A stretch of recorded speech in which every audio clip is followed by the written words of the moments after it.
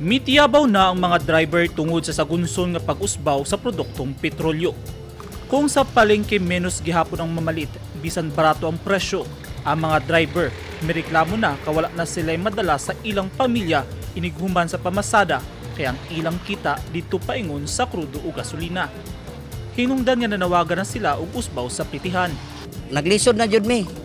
Lisod na kay ang pamasahero karon tungod sa kadako sa among magastong krudo kada adlaw.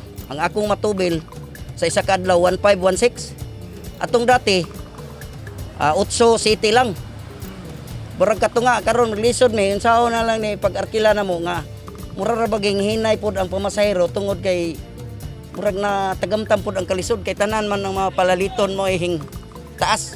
Tason jud siguro ang plite ani kay pait naman kayo may Gikumpara sa driver nga si Ronald Impresa ang sitwasyon.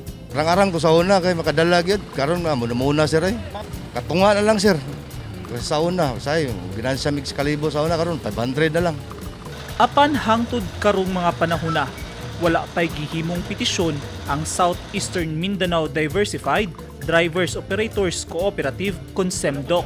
Ang SEMDOC usa sa pinakadakong grupo sa public transport sa Rehiyon 11. Matod ni Manuel Duran, ang chairman sa SEMDOC, nga nagpaabot pa sila sa tubag sa Land Transportation Franchising and Regulatory Board sa petisyon nga gisak-at sa 1 utak niadtong Pebrero. Dili kuno sila pwede maghimo og bagong petisyon kay wala pa maaksyon ang unang petisyon. Pinakamaayo gina na ibalik itong 2018 nga ihatag ang discount sa driver. At itong 2018 na ay discount sa driver diretso sa gasoline station, discount na. Kada tubil niya, dastato siya magtubil, matungod lang siya dito siya magtubil sa discounted nga calibrate na daan. Dapat ibalik to siya kaya anong naman na sa una ano nawala man. Matod ni Duran, mas maayong muhatag na lang og discount ang gobyerno sa mga driver kaysa magsigi sila og paabot sa ilang petisyon nga maprubahan. Kung paghatag og price discount, dili na kinahanglan nga patasan ang pamasahe ug kini makatabang sa katawhan. Dili lang ang driver maglisod, aron di po maglisod atong pasahero. Kay once gani nadawa sa driver na di man ni kinalang file of increase.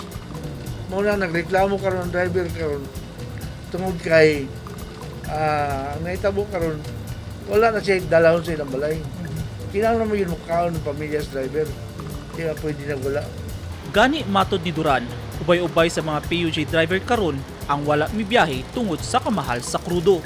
Hangtod karon nagpaabot ang Transport Group nga moanunsyo ang gobyerno og ayuda sa mga driver sama sa discount sa presyo sa krudo o gasolina. Ang presyo sa petrolyo padayong nagataas tungod sa giyera sa Russia ug Ukraine nga pulos supplier og petrolyo sa tibuok kalibutan. Samtang padayon ang giyera, padayong nag-antos ang Transport Group ug padayong nagpasan ang katawhan sa kamahal sa palaliton. Eugene Hinutan, Newsline Philippines, Davao Region. Stay safe.